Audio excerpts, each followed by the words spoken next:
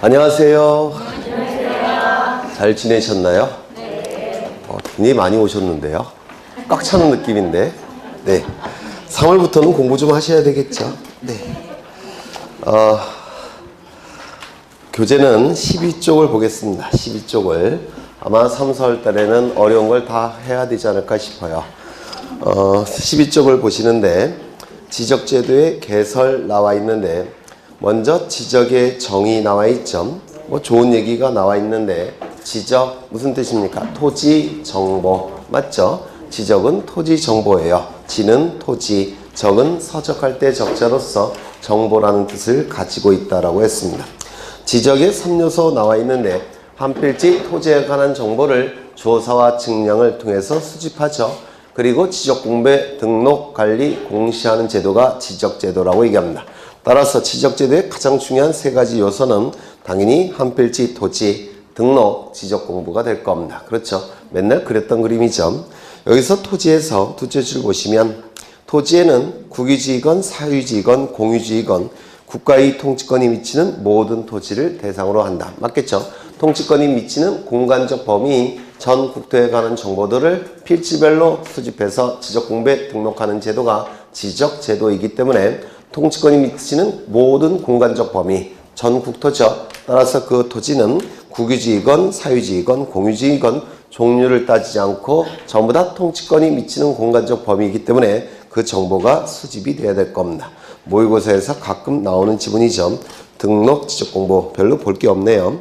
그 다음에 오른쪽 넘겨보시면 지적제도의 기능 나와 있는데 이런 것들은 여러분이 그냥 편하게 읽어두시면 돼요. 그 다음에 지적의 유형 나와 있는데 세지적. 세지적은 세금 징수를 목적으로 토지에 관한 정보를 수집, 등록, 관리하는 제도가 세지적이라고 부르죠. 세는 세금 징수라는 뜻입니다. 그렇다면 세금 징수를 목적으로 토지에 관한 정보를 수집, 등록, 관리, 공시할 테니까 이는 가장 중요한 토지에 관한 정보는 뭐겠습니까?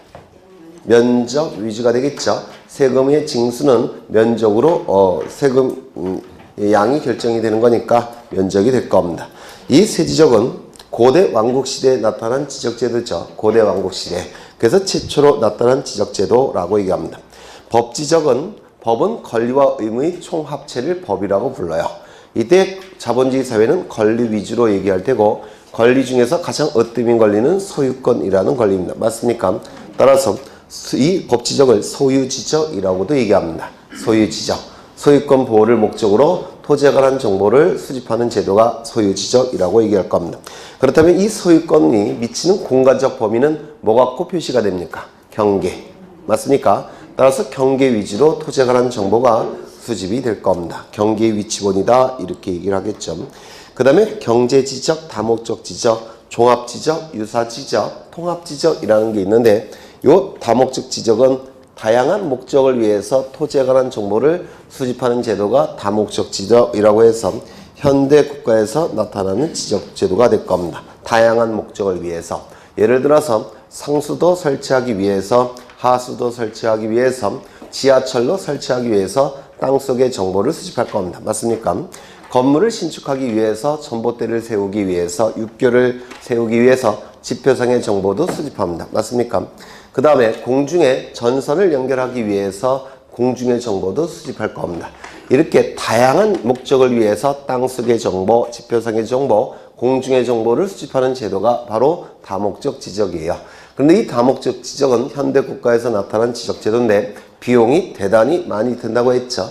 따라서 현대 국가 비용이 대단히 많이 들기 때문에 현재 우리나라에서는 채택하고 있습니까? 채택하고 있지 않습니까? 채택하고 있지 못합니다. 현재 우리나라에서 채택하고 있는 지목은 무슨 지적입니까? 법지적 단계다 이렇게 얘기를 할 겁니다. 그렇겠죠? 요 순서도 기억하셔야 돼요. 세지적, 법지적, 다목적 지적 요 순서도 기억해 두셔야 될 겁니다. 그 다음에 도해지적이 있는데 도해지적 이 도자는 그림 도자고 그 다음에 해는 풀해자예요. 그림으로 풀어 쓴 지적을 도해지적이라고 부를 겁니다. 수치지적은 수치는 숫자를 얘기하겠죠. 수치와 관련된 지적제도를 수치지적 또는 경계점 좌표지적이라고도 부릅니다. 여기서의 수치는 경계점 좌표값을 의미하기 때문에 경계점 좌표 지적이라고도 불러요. 그런데 이는 측량 방법에 따른 분류 또는 경계의 표시 방법에 따른 분류 이렇게도 얘기할 텐데 측량 방법이 달라요. 예전에 말씀드린 것 같은데 이러한 측량 기구를 통해서 도면이 작성이 됩니다. 도면이 이렇게 작성이 돼요. 이 측량 기구는 평판이라고 부릅니다. 평판을 사용해서 측량을 합니다. 평판을 사용해서 측량해서 이런 도면이 작성이 됩니다. 그러면 이 경계가 그림으로 풀어 쓴 거죠. 그림으로 나타난 거 아닙니까? 그렇죠. 이걸 도해지적이라고도 부르고요. 도면으로 나타난 지적제도, 이를 도해지적이라고 부르고 이러한 측량 기구를 사용하는 경우도 있습니다. 이걸 뭐라고 부르냐면 경도와 위도를 재는 기구라고 불러요. 경위의라고 부르는데 경도와 위도를 재는 기구, 이 경위를 사용해서 측량하는 방법이 있는데 이 경도와 위도가 만나는 점이 결국은 좌표값이에요. 좌표값, 경계점 좌표값. 그래서 이 경위 측량을 통해서 경계점 좌표 등록부라는 게 작성이 됩니다. 경계점 좌표 등록부라는 게 작성이 되는데 이때 X좌표, Y좌표 수치들이 이렇게 나올 겁니다. 이는 경계점 좌표 등록부라고 불러요. 경계점을 좌표값으로 전환시켜서 등록한 정보. 그럼 이 경계점 좌표 등록부에 등록된 것들은 숫자죠. 좌표값이니까. 그렇죠. 이걸 수치지적 이렇게 얘기합니다. 이거는 그림으로 풀어 쓴 지적, 도해지적. 이거는 수치로 나타나는 지적, 수치지적. 그럼 여기서 출제가 되는 게 뭐냐면 어느 것이 더 이해가 쉬운가? 어느 것이 더 정밀도가 높은 것인가? 어느 것이 더 비용이 많이 드는가? 이게 도해지적과 수치지적 관련해서 출제가 이루어지게 됩니다. 그러면 이때 경계를 이해할 때 어느 것이 더 이해가 쉽습니까? 이쪽은 숫자만 나타나니까 전문 지식이 없는 사람들은 경계가 어떤 모양인지 알지 못할 겁니다. 맞습니까? 이거는 초등학생들도 알겠죠. 그림으로 표시한 거니까. 따라서 이해는 이쪽이 훨씬 쉽고 이해는 어려울 겁니다. 어느 것이 더 정밀하겠습니까? 당연히 정확한 숫자로 나타나는 이 수치지적이 훨씬 정밀할 겁니다. 그래서 이렇게 될 겁니다. 이쪽은 정밀도가 떨어질 테고 어느 것이 더 비싸 보입니까? 이게 훨씬 비싸 보이죠. 따라서 이게 비용이 많이 들고 비용이 적게 들 겁니다. 그래서 이 도해지적과 수치지적은 이런 것들이 출제가 돼요. 장단점이 좀 기억해 두셔야 됩니다. 가장 기본이 되는 거라서 좀 기억해 두실 필요가 있어요. 그 다음에 도해지적은 농촌지역이나 산간지역에서 많이 사용하겠죠. 왜요? 정밀도를 높일 필요도 없고 비용도 적게 들기 때문에 농촌지역이나 산간지역에서 도해지적이 사용이 될 겁니다. 수치지적은 도시지역에서 많이 사용하겠죠. 땅값 비싼 지역에서 많이 사용이 될 겁니다. 그래서 이 도해지적과 수치지적은 장단점을 좀 기억해 두셔야 돼요. 뭐 어려운 건 아니죠. 네. 그 다음에 등록 방법에 따른 분류 나와 있는데 2차원 지적, 3차원 지적 이렇게 나와 있는데 이 2차원은 수평을 수학에서는 2차원이라고 부른대요. 수평. 그 다음에 수학에서 입체를 3차원이라고 부릅니다. 수학에서. 그래서 2차원 지적을 수평 지적, 3차원 지적을 입체 지적 이렇게 얘기할 텐데 우리나라에서는 소재, 지번, 지모, 면적, 경계, 좌표값을 수집해서 지적 공부에 등록하죠. 그럼 소재, 지번, 지모, 면적, 경계, 좌표값은 이거는 2차원입니까? 지표상의 정보입니까? 아니면 공간적인 정보입니까? 지표상의 정보죠. 그래서 우리나라는 2차원 지적, 수평 지적을 채택하고 있다 이렇게 얘기합니다. 요 3차원 지적, 입체 지적과 관련된 건 아까 보신 다목적 지적이겠죠. 맞아요. 그렇죠. 그 다음에 등록 의무에 따른 분류, 소극적 지적, 적극적 지적 나와 있는데 지적소관청이 국가기관이 적극적으로 등록할 의무가 있는 지적을 적극적 지적, 그 다음에 소극적으로만 등록할 의무가 있는 지적을 소극적 지적이라고 얘기할 텐데 우리 공간정보법에서는 소유자에게 신청권이 인정이 되죠. 맞아요. 소유자가 신청하지 아니할 때 일정한 기간을 기다려 본 다음에 보통 60일이죠. 그 기간 동안에 신청이 없다면 지적소관청은 어떻게 합니까? 적극적으로 직권으로 등록하죠. 그래서 우리나라는 적극적 지적, 직권 등록 지적, 등록 지적 이렇게 얘기를 할 겁니다. 할 겁니다. 그래서 소극적 지적, 적극적 지적 읽어보시면 될 거예요. 그 다음에 우리나라 지적제도가 나와 있는데 우리나라는 법지적 단계고 도해지적이고 경계점, 좌표지적, 수치지적도 채택하고 있죠. 왜? 좌표등록부가 존재하는 경우도 있죠. 이 경계점 좌표등록부는 비용이 대단히 많이 들기 때문에 모든 토지마다 좌표등록부가 작성되어 있지는 않습니다. 땅값이 비싼 토지, 땅값이 비싸니까 분쟁이 자주 발생하는 토지, 분쟁이 자주 발생하니까 정확하게 정보가 등록될 필요가 있는 토지, 이 지역에서는 경계점 좌표등록부가 작성 비치됩니다.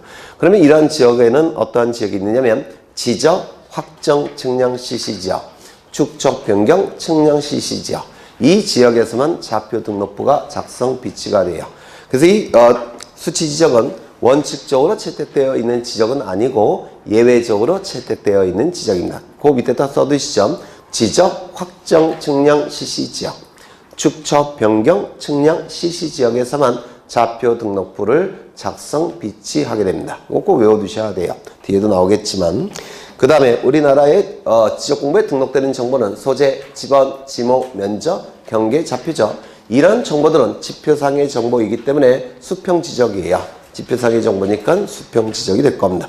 그 다음에 소유자에게 신청권이 인정이 되지만 소유자가 신청하지 아니할 때는 지적소관청은 직권으로 등록하죠. 그래서 이걸 적극적 지적 이렇게 얘기를 할 겁니다. 뭐 이런 건 안 외우셔도 저절로 아시게 되는 거죠. 그 다음에 공간정보법이 한 페이지 다음에 한 페이지 넘기면 나오는데 먼저 주요 인형, 공간정보법의 주요 인형을 보시면 지적, 토지에 관한 정보는 국적, 국가가 정해야 된다는 원칙, 이를 지적국정주의라고 부를 겁니다. 이 토지에 관한 정보는 국가가 통치권을 잘 행사하기 위해서 통치권이 미치는 공간적 범위인 전 국토에 관한 정보들을 필지별로 수집, 등록, 관리, 공시하는 제도가 바로 지적제도죠. 통치권 행사를 위한 정보니까 이 토지에 관한 정보는 누가 정해야 되겠습니까? 국가가 정해야 될 거예요. 이를 지적국정주의라고 부를 겁니다. 이때 이 지적국정주의의 반대가 지적민정주의라고 얘기하는데 지적민정주의 무슨 뜻입니까? 토지에 관한 정보는 국민이 정해야 된다는 원칙이 지적민정주의 되겠죠. 이 지적민정주의는 예전에 그리스 같은 도시국가에서나 나타나게 될 겁니다. 현대국가는 다 국가가 정하겠죠. 네.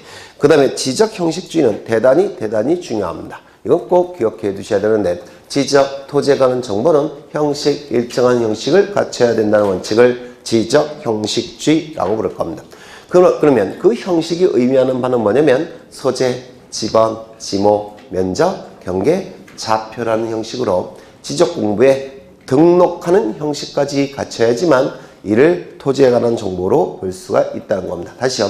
소재, 지번, 지목, 면적, 경계, 좌표라는 형식으로 지적공부에 등록하는 형식까지 갖춰야지만 통치권 행사를 위한 토지에 관한 정보로 볼 수가 있다는 겁니다. 이걸 지적형식주의라고 부를 겁니다. 그 다음에 지적공개주의. 이 공간정보법은 토지에 관한 정보가 공시되고 있죠. 공시하는 법이죠. 따라서 이 공시라는 용어는 법률 용어고 일반인들이 쓰는 용어는 공개한다 이런 용어예요. 같은 뜻입니다. 그래서 토지에 관한 정보는 주권자인 국민에게 공개가 돼야 될 겁니다. 직권 등록주의. 직권으로 지적공부에 등록해야 된다는 거죠. 우리나라는 자본주의 사회이기 때문에 소유자에게 일단 신청권을 인정을 해준다. 그런데 일정 기간 동안에 소유자가 신청하지 아니할 때 지적소관청은 마냥 기다려야 되느냐? 그렇진 않죠. 통치권을 잘 행사하기 위한 정보니까 소유자가 일정한 기간에 신청하지 않으면 직권으로라도 등록을 해야 될 겁니다.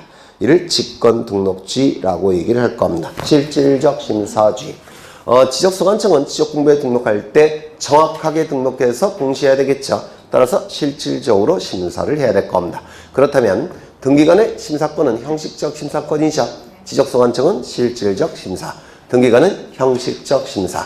이걸 구별하셔야 돼요. 이거는 시험에 종종 출제가 되죠. 지적소관청은 실질적 심사.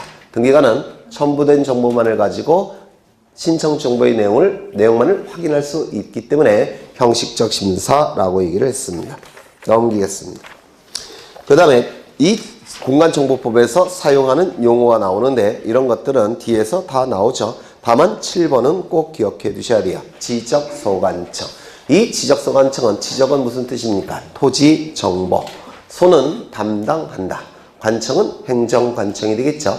그래서 토지 정보를 담당하는 관청을 지적소관청이라고 부를 겁니다.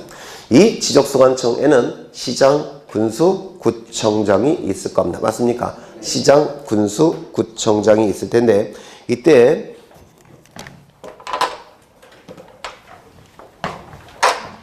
구청장은 두 가지 종류의 구청장이 있어요. 첫 번째 자치구청장, 그 다음에 비자치구청장. 이렇게 두 가지 종류의 구청장이 있는데요. 자치구청장은 지방자치단체란 뜻이죠. 주민의 선거에 의해서 구청장이 선출이 됩니다. 비자치구청장은 지방자치단체가 아니란 뜻이죠. 비자치니까. 따라서 주민의 선거에 의해서 선출되는 것이 아니라 국가에서 임명하는 구청장이에요. 임명직이에요. 그러면 이러한 구청장, 자치구청장 어떠한 차이가 있냐면 이 자치구청장은 지방자치단체일 겁니다. 맞아요. 지방자치단체. 구청장이 주민의 선거에 의해서 선출되고 있기 때문에 이건 지방자치단체예요. 그러면 비자치구청장은 지방자치단체입니까? 아닙니까? 아니에요. 지방자치단체는 아닐 겁니다. 맞아요. 지방자치단체는 아닐 겁니다. 그런데 이 자치구청장은 지방자치단체이면서 국가의 하부 행정기관이에요.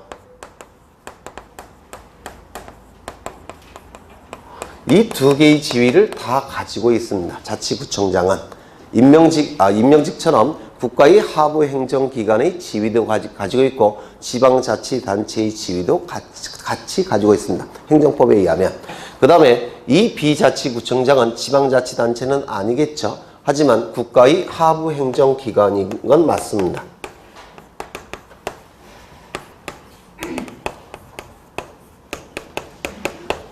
국가의 하부 행정기관은 맞아요. 그런데 우리가 얘기하는 토지에 관한 정보를 담당하는 행정관청인 지적소관청은 어느 위치에 있는 자입니까? 통치권이 미치는 공간적 범위인 전 국토에 관한 정보를 담당하는 관청이죠. 맞아요. 그럼 국가기관으로서의 지적소관청이겠습니까? 지방자치단체로서의 지적소관청이겠습니까? 네? 국가의 하부 행정기관으로서의 지적소관청 아니겠습니까? 맞겠죠? 그러면 구태여 이 구청장은 반드시 자치구청장일 필요가 있습니까? 없어요. 비자치구청장도 지적소관청이 될 수가 있더라는 겁니다. 이거 이해가 되실까요? 그래서 거기 책을 보시면 셋째 줄에 자치구가 아닌 구의 구청장을 포함한다 이런 말이 나올 수밖에 없다는 겁니다. 그래서 자치구청장도 지적소관청이 당연히 될 수가 있고 비자치구청장도 지적소관청이 될 수가 있습니다.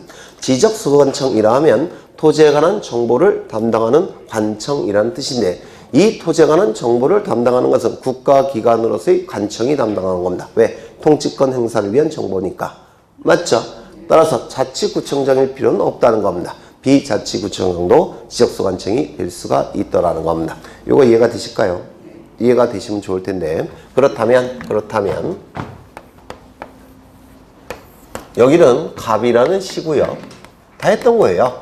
갑이라는 시인데 여기는 4개의 구로 구성이 되어 있습니다. A라는 구, B라는 구, C라는 구, D라는 구.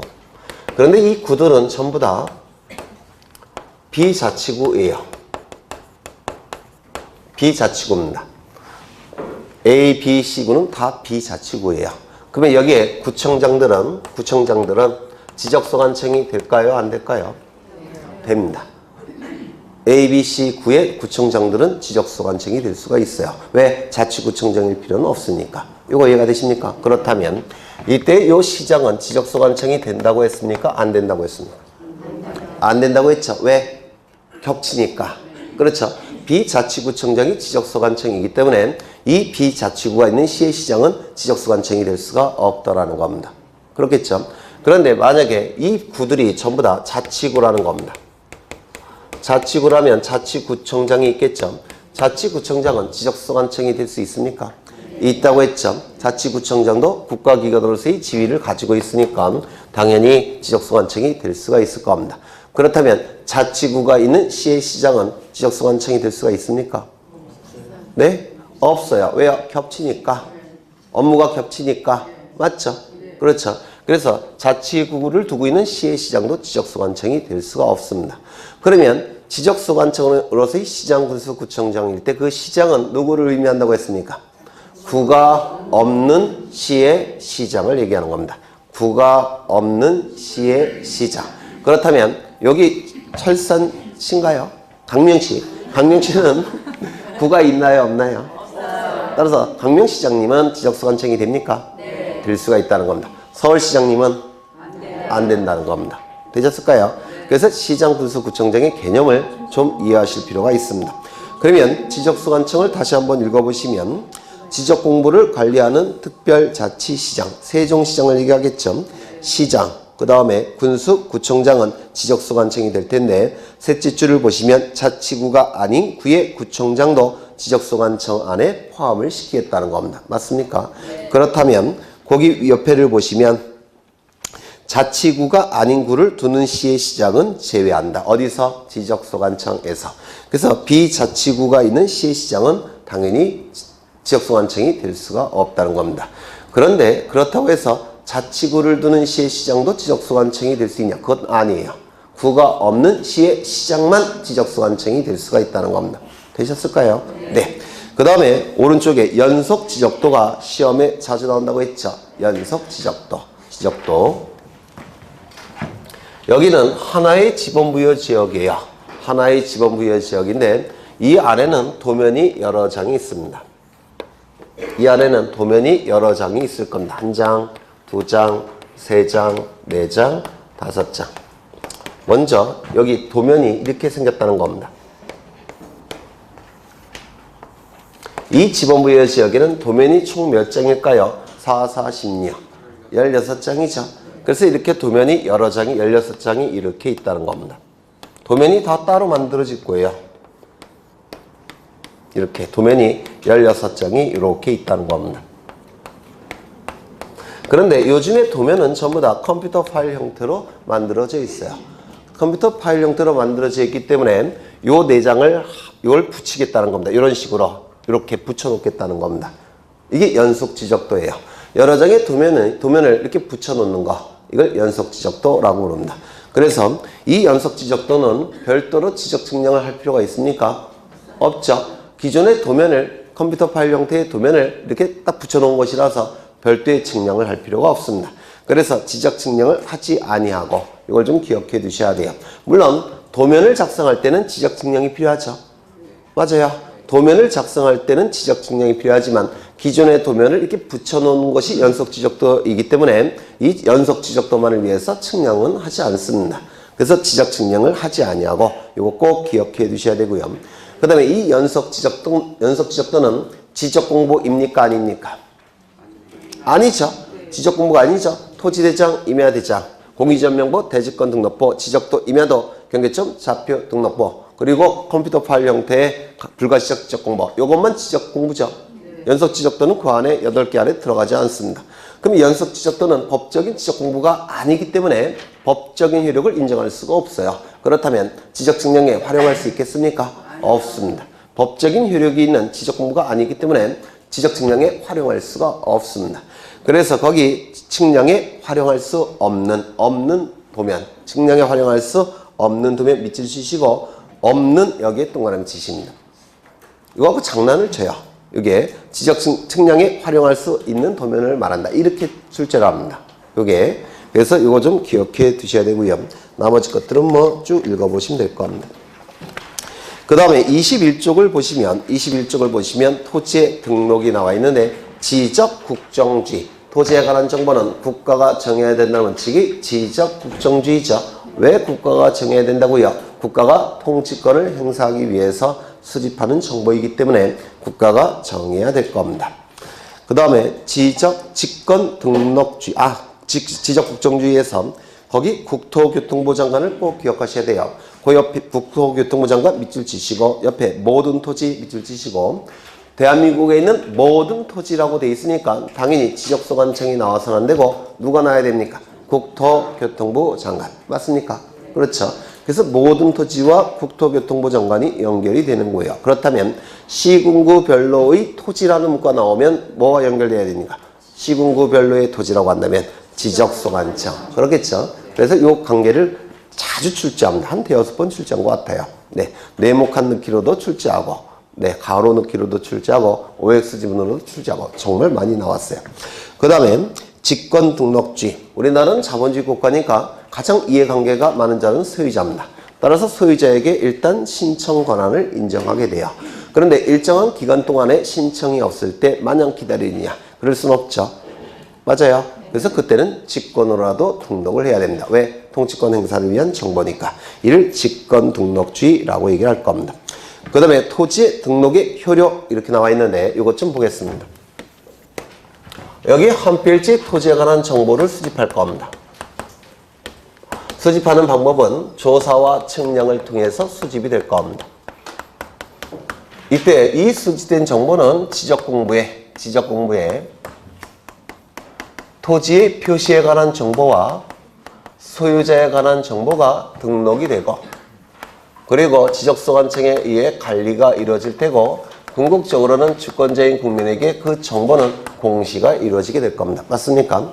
이때 토지 표시에 관한 정보는 소재, 지바, 지목, 면적, 경계, 좌표죠. 혹시 지금 처음 들으시는 분 계셔요? 손 좀 들어. 그러면 정신 없을 텐데 뭔 말인지 모르죠?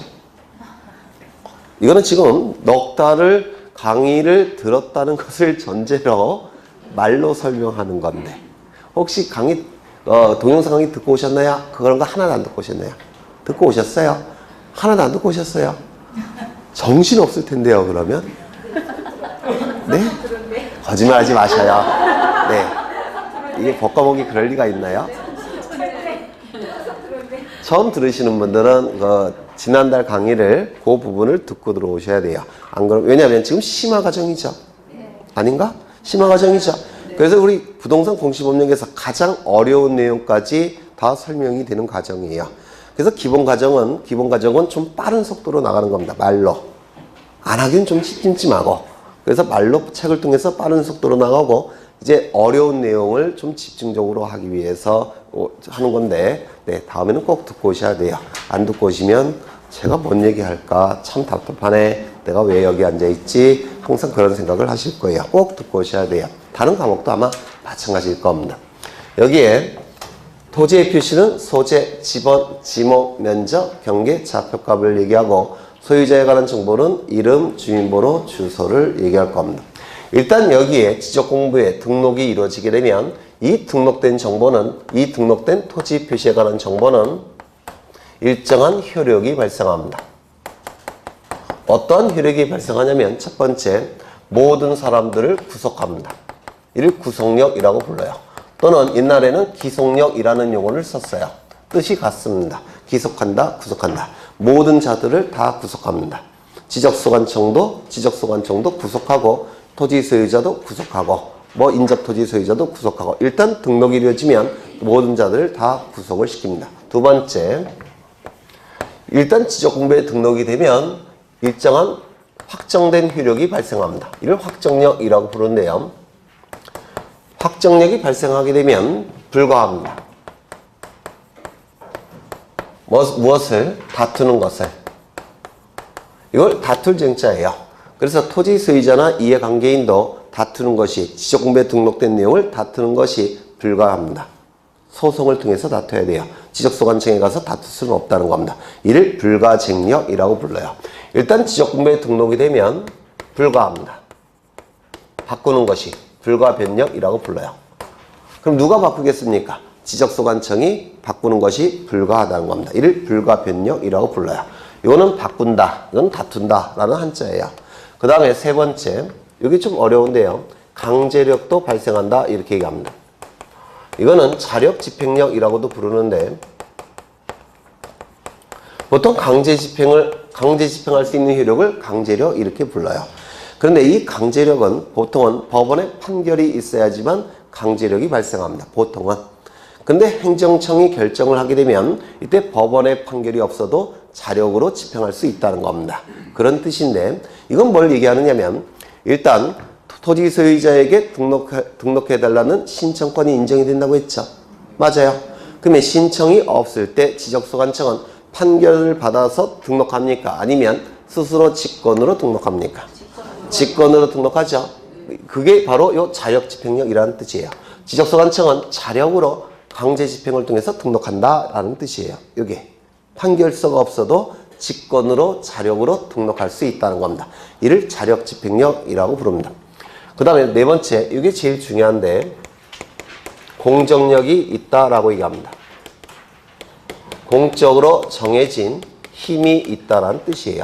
이걸 공정력이라고 부르는데 공적으로 정해진 힘이 있다. 이걸 공정력이라고 부르는데 이 공정력은 우리 시험에 출제가 될 수가 있어요. 왜냐면 워낙 비판을 많이 받는 효력이기 때문에 그래요.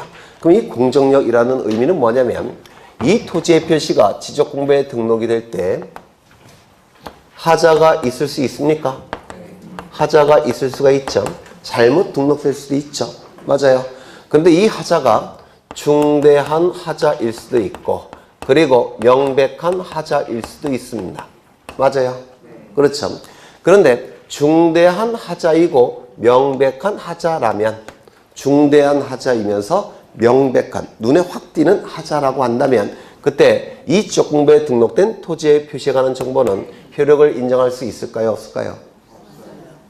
중대한 큰 하자고 명백한 눈에 확 띄는 하자라고 한다면 지적공부에 설령 등록이 됐다라고 하더라도 효력을 인정할 수 없겠죠. 따라서 당연히 무효입니다. 그런데 중대한 하자입니다. 하지만 명백하지는 않아요. 중대한 하자는 아닌데 명백하더라는 겁니다. 하자는 있긴 하지만 중대하지도 않고 명백하지도 않다라는 겁니다. 이때는 유효이더라는 겁니다. 왜? 공적으로 정해진 힘이 있기 때문에. 그렇다면 이거는 국민의 시각에서 봤을 때는 비판받을 수 있을까요? 있겠죠. 이게 불란서 쪽에서의 행정법의 특색인데요. 굉장히 비판을 받는 효력이에요. 하자가 중대하면서 동시에 명백할 때만 무효고 나머지 경우는 다 유효로 간주하겠다는 겁니다. 왜? 공적으로 정해진 힘이 있기 때문에. 이를 공정력의 중대 명백설이라고 부르는데요. 우리 대법원 판례입니다. 요게. 그래서 굉장히 비판받는 효력이라서 출제가 될 가능성이 있습니다. 그래서 여기서 출제될 가능성이 있는 건 두 개예요. 요것과 요겁니다. 일단 확정된 지적공부에 등록이 이루어지면 확정된 효력이 발생하기 때문에 지적소관청도 바꿀 수가 없다는 겁니다. 멋대로 불가변력. 토지 소유자도 다툴 수가 없다는 겁니다. 불가쟁력. 일단 확정이 됐기 때문에. 그래서 확정력과 공정력은 출제될 가능성이 있고 이미 출제가 됐어요. 옛날에. 최근에는 안 나왔지만. 네. 그러면 책을 좀 보시면 확정력, 강제력을 자력집행력이라고 부르는데 직권으로 등록할 수 있다는 겁니다. 판결서가 없어도 이를 자력집행력이라고도 불러요. 되셨을까요? 네. 넘기겠습니다. 그래서 효력은 여기까지 설명드린 적은 없죠. 좀 어려운 내용이어서 설명드린 적은 없어요. 이게 행정고시에서 행정법에서 단골로 2차로 출제되는 내용이에요. 그만큼 이게 중요합니다. 요게 공정력이 워낙 비판을 많이 받기 때문에. 그 다음에 넘겨보시면 토지의 조사 등록 이렇게 나와 있는데 이건 예전에 다 했던 거죠. 원칙은 신청에 의해서 지적소관청이 결정한다고 했죠. 이 신청은 그 원칙이 뭐라고 했습니까? 소유자가 신청함이 원칙이라고 했죠. 다만 예외적으로 뭐가 있다고 했습니까? 제3자가 대위 신청하는 경우도 있고 세 번째 또 뭐도 있죠? 특례 규정이 있다라고 했죠. 맞아요. 이건 나중에 다시 할 거예요. 소유자가 신청함이 원칙인데 제3자가 대위 신청하는 경우도 있고 특례 규정이 있다라고 했습니다. 대위 신청은 네 가지가 있었죠. 한번 외워보실까요? 첫 번째. 네. 공공사업. 기억나실까요? 공공사업. 이때 공공사업이 이루어지는 경우는 사업시행자가 대위 신청할 수 있다고 그랬죠. 두 번째. 뭐가 있을까요? 국가나 지방자치단체가 취득하는 경우, 국가나 지방자치단체가 취득하는 경우에는 국가기관의 장, 지방자치단체의 장이 대위 신청할 수 있다고 했죠. 세 번째 뭐가 있을까요? 주택법에 따른 공동주택의 부지인 경우, 그때는 누가? 관리인이 또는 사업시행자가 대위 신청할 수 있다고 했죠. 괜찮아요. 네, 아직 뭐 3월이니까. 네 번째 뭐가 있었습니까? 채권자 대위 신청. 이거는 기억하시네요. 채권자 대위 신청. 그 다음에 이 특례 규정은 특별한 예외 규정인데 언제입니까? 도시개발 사업이 이루어지는 경우. 그렇죠. 도시개발 사업 같은 토지개발 사업이 이루어지는 경우 소유자의 신청권을 박탈하고 사업 시행자만이 토지 이동 신청권을 행사할 수 있다고 했죠. 네, 그게 특례 규정. 그 다음에 예외는 뭐라고 했습니까? 직권. 요때 직권에 의한 토지 이동 결정은 이건 순서까지 암기해야 된다고 했죠. 순서까지. 직권에 의한 토지 이동 결정은 첫 번째, 토지 이동에 관한 현재 상황을 어떻게 조사할지 계획을 수립한다라고 했습니다. 맞아요. 토지 이동에 관한 현재 상황을 어떻게 조사할지 계획을 수립한다고 했는데 이를 토지 이동 현황 조사 계획 수립이라고 불렀죠. 이때 주로 출제가 되는 게 이렇게 출제한다고 했죠. 토지 이용 현황 조사 계획 수립 이렇게 출제한다고 했죠. 토지 이용은 사용한다는 뜻이고 토지 이동은 달라진다라는 의미죠. 의미가 같습니까? 다릅니까? 다르다고 했죠. 그래서 토지 이용 현황 조사 계획 이렇게 출제하는데 이건 틀린 지문이 돼요. 단글로 이렇게 출제합니다. 토지 이용이 아니라 토지 이동 현황 조사 계획 수립. 그러면 계획을 수립했다면 이제 현장에 가서 뭘 합니까? 토지 이동에 대한 조사가 이루어지겠죠. 토지 이동 조사를 하게 될 겁니다. 그러면 토지 이동 조사를 통해서 수집된 정보들을 어디다가 적는다고 했습니까? 토지 이동 조사부에 적는다고 했죠. 토지 이동 조사부에 적게 될 겁니다. 그러면 이제 토지 이동 조사부에는 토지에 관한 정보가 적혀져 있을 텐데 그 적혀진 토지 이동 조사부를 가지고 지적소관청에 돌아와서 중요한 정보 추려내고 계산할 거 계산해서 한 장의 서류를 작성한다고 했는데 그 서류의 이름이 뭐였죠? 토지 이동 조서라고 불렀죠. 토지 이동 조서를 작성한다고 했습니다. 토지 이동 조서가 작성이 되면 이제 이 토지 이동 조서를 토지 이동 정리 결의서에 첨부한다고 했습니다. 토지 이동 정리 결의서에 첨부합니다. 첨부를 한 다음에 마지막으로 나중에 또 할 거예요. 뒤에 또 나와요. 네, 일단은 들어만 두셔요. 마지막으로 지적 공보를 직권으로 정리한다라고 했습니다. 이때 이 순서까지 반드시 암기하셔야 돼요. 그런데 이 순서가 논리와 시간의 흐름에 따라서 진행되고 있기 때문에 암기하는 게 어렵지 않아요. 먼저 계획을 수립합니다. 계획을 수립할 때 이 계획의 이름이 뭐라고요? 토지 이동 현황 조사 계획 수립. 계획이 수립됐다면 현장에 가서 정보를 수집해야 되겠죠. 따라서 그 다음에 뭐라 하는 겁니까? 토지 이동 조사를 하게 될 겁니다. 조사를 통해서 수집된 정보를 장부에 적겠죠. 토지 이동 조사부에 적을 겁니다. 그러면 그 장부를 가지고 청사로 돌아와서 중요한 정보 추려내고 계산할 거 계산해서 한 장의 서류를 작성하는데 이를 토지 이동 조서라고 부릅니다. 이 조서라는 단어는 국가기관이 만든 서류라는 뜻이에요. 이게 국가기관이 만든 서류.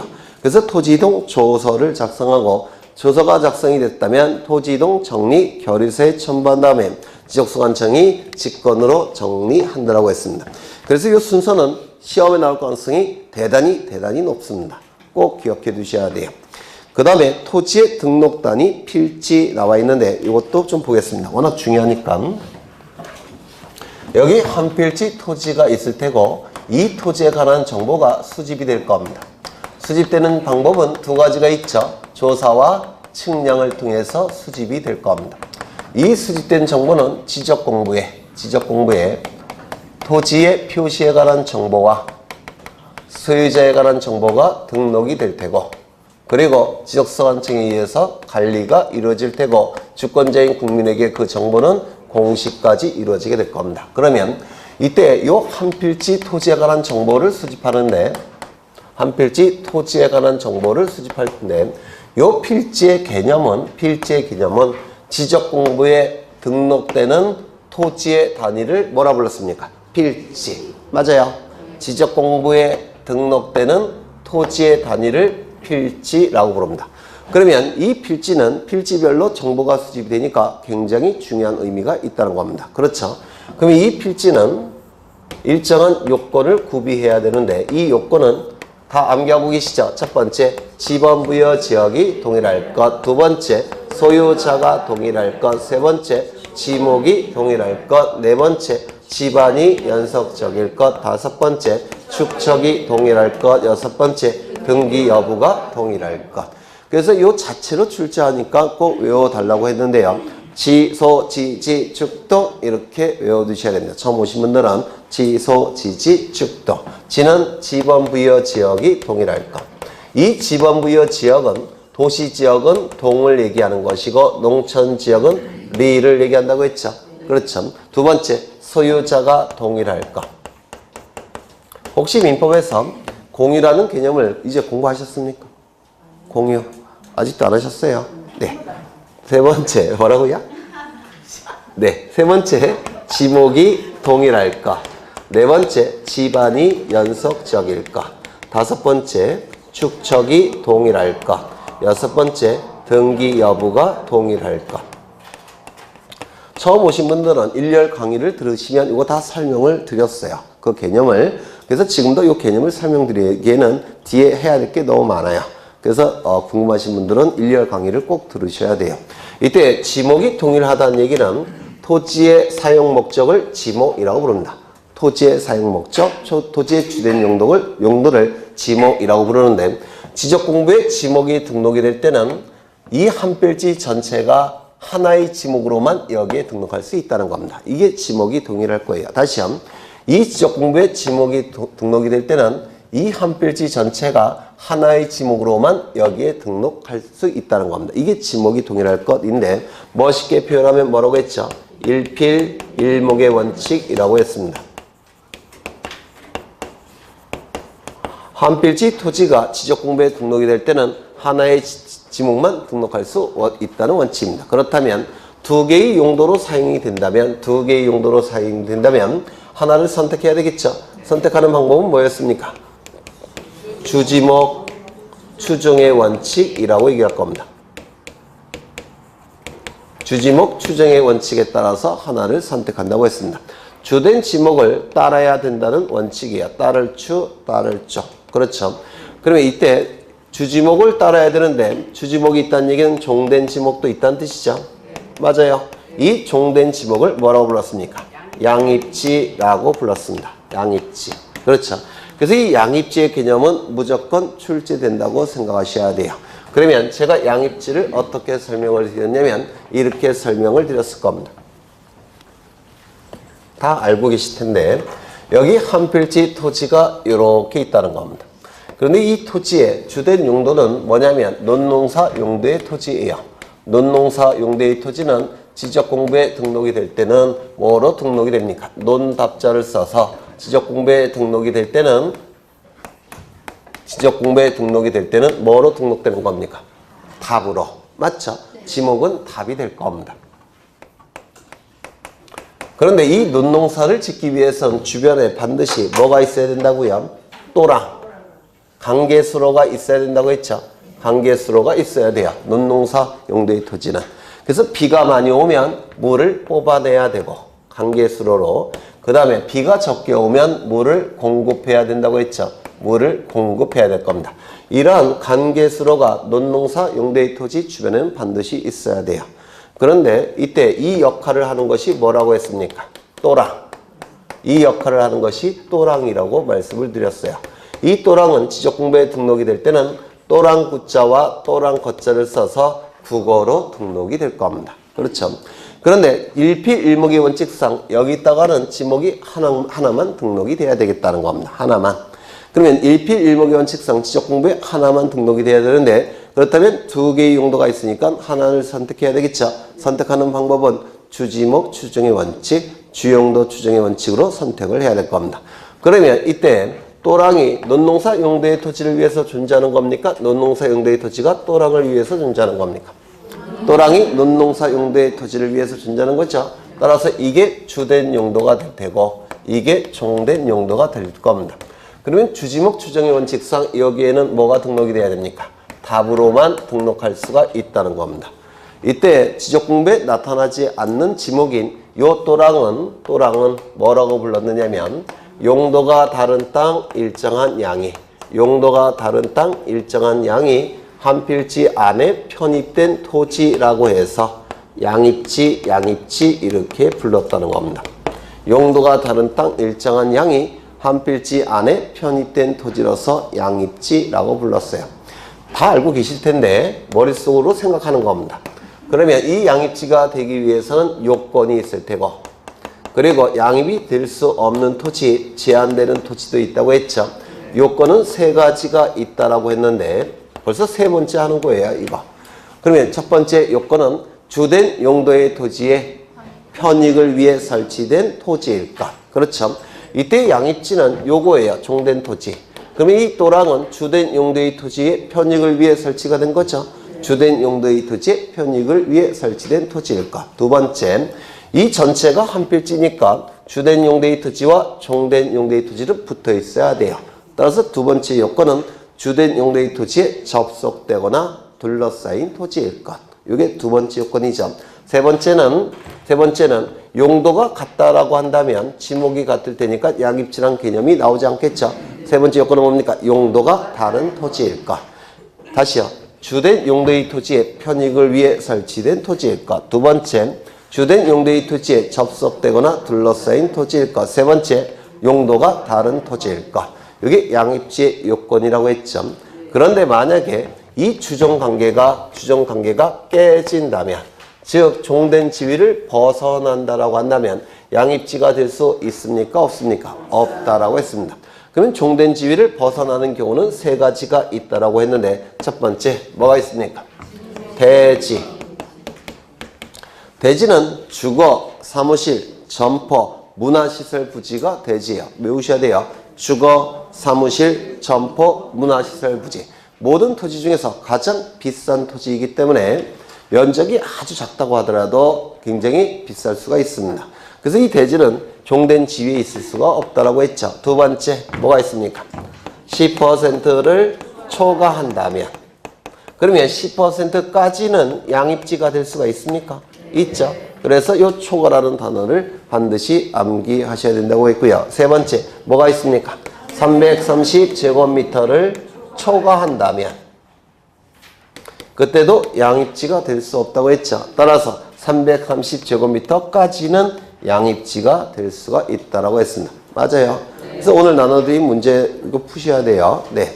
그래서 이 순서대로 대입을 해보는 겁니다. 뭐 다 아시는 거니까.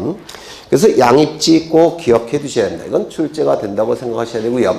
그림 형태로 출제도 됩니다. 그림 형태로도. 그래서 기억해 두셔야 됩니다.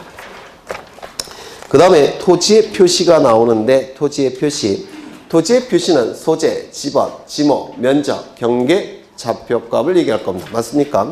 이때 소재지는 행정구역을 얘기하는데 행정구역은 일개 지적소관청이 결정할 사항이 아니에요. 행정구역과 그 명칭에 관한 법률이 있습니다. 국회에서 만든 법률에 의해서 결정이 되기 때문에 지적소관청이 결정할 사항이 아닙니다. 따라서 소재지는 빠집니다. 그리고 지번부터 나오게 될 거예요. 지번부터. 그러면 이 지번은 토지의 번호를 지번이라고 얘기할 텐데 토지의 번호를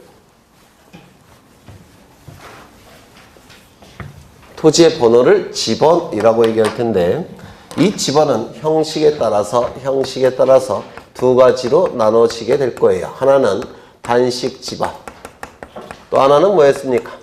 복식 지번. 이렇게 둘로 나눠지게 될 겁니다. 단은 하나란 뜻이고 복은 두 개란 뜻이죠. 그리고 이 식은 형식이란 뜻입니다. 이 형식은 아라비아 숫자를 의미한다고 했죠. 아라비아 숫자를 의미하기 때문에 왜 아라비아 숫자를 의미한다고 했습니까? 공시 기능을 극대화시키기 위해서. 그래서 아라비아 숫자를 못 읽는 분은 안 계시죠. 하지만 한글, 한자, 영어 이런 것들은 못 읽는 분들이 계셔요.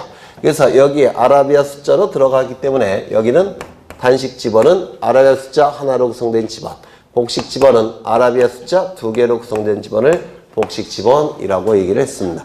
이때 이 아라비아 숫자 대신에 한글 쓸 수 있느냐? 있습니까? 없습니까? 있어요. 없죠. 한자를 쓸 수가 있느냐? 없다고 그랬죠. 헌들어도 영어를 쓸 수가 있느냐? 없다고 했죠. 왜요? 한글, 한자, 영어 못 읽는 분들도 계셔요. 시골에 가면 어르신들은 한 90, 100세 되신 어르신들은 못 읽을 수가 있습니다. 한글도 못 읽을 수가 있어요. 근데 그런 어르신들도 이 숫자는 읽어요. 그래서 이 집어는 반드시 아라비아 숫자로만 표기합니다. 만이에요. 만. 출제가 계속되고 있어요. 이 집어는 아라비아 숫자로만 표기합니다. 두 번째, 이 복식 집어에서 앞에 있는 아라비아 숫자를 뭐라고 불렀습니까? 본래의 집어인 본번. 뒤에 있는 아라비아 숫자를 본번에 붙은 집어이라고 해서 부번이라고 불렀죠. 이 부자는 붙일 부자를 쓰는데 본번에 붙은 집안. 우리가 등기법에서 부기등기도 뭐라고 했습니까? 주등기에 붙여서 기록하는 등기. 이게 부기등기였죠. 네, 그래서 이 집원과 이 부번과 부기등기는 전부 다 붙일 부자를 써요. 그 다음에 여기 있는 요 대시 표시는 반드시 뭐라고 읽는다고 했습니까? 의로만 읽어야 됩니다. 의로만. 그렇죠. 의로만 읽어야 되지. 100-5 읽으시면 깜방에 갈 수도 있다고 했죠. 불법 행위를 저지른 거니까. 그래서 100의오라고만 읽어야 된다고 했습니다. 그렇죠. 기억나셔요? 네. 워낙 강조를 여러 번 한 거니까. 이때 임야대장과 임야도에 등록이 될 때는 이 아라비아 숫자 앞에 뭘 붙인다고 했습니까? 산자. 아라비아 숫자 앞에 산자를 붙이는 겁니다. 그런데 임야대장, 임야도에 등록되는 거니까 마치 아라비아 숫자 앞에 임자를 붙인다 이렇게 오해하실 수도 있어요. 그래서 자주 이렇게 출제가 되는데 임자를 붙이게 되면 임야와 혼동될 여지가 있습니다. 임야라는 지목의 부호가 임이에요.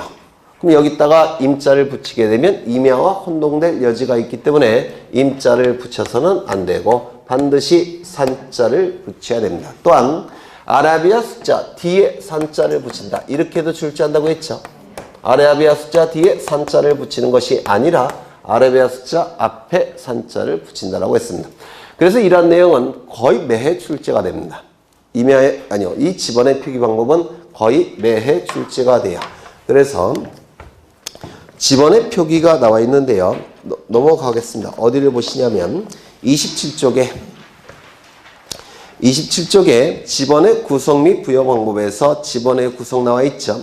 집원은 아라비아 숫자로 표기하되 임야대장, 임야도에 등록하는 토지의 집원은 숫자 앞에 뭘 붙인다고요? 산자. 거기 다 밑줄 쳐져 있죠? 네. 2번을 보시면 집원은 본번과 부번으로 구성하되 본번과 부번 사이에 대시 표시로 연결하고 대시 표시는 반드시 뭐라고만 있습니까? 의라고만 있습니다. 그러면 집원은 본번만으로 구성될 수 있습니까? 있죠. 단식 집원은 본번만으로 구성된 집원이죠. 그러면 집원은 부번만으로 구성될 수 있습니까? 없죠. 부번이란 말 자체가 본번에 붙은 집원이기 때문에 본번이 없다면 부번도 존재할 수가 없을 겁니다. 그래서 집원은 부번만으로 구성될 수는 없어요. 개념상. 이것도 자주 출제가 되죠. 네, 이런 것들을 이제 설명을 했고요. 그 다음에 집원의 부여 방법 나와 있는데 여기부터는 쉬었다가 할 겁니다. 오늘 굉장히 어려운 걸 할 거예요. 지적, 확정, 증명, 시시지역의 집원 부여 방법을 드디어 보실 겁니다. 궁금하셨죠? 네. 잠시 쉬었다가 하겠습니다.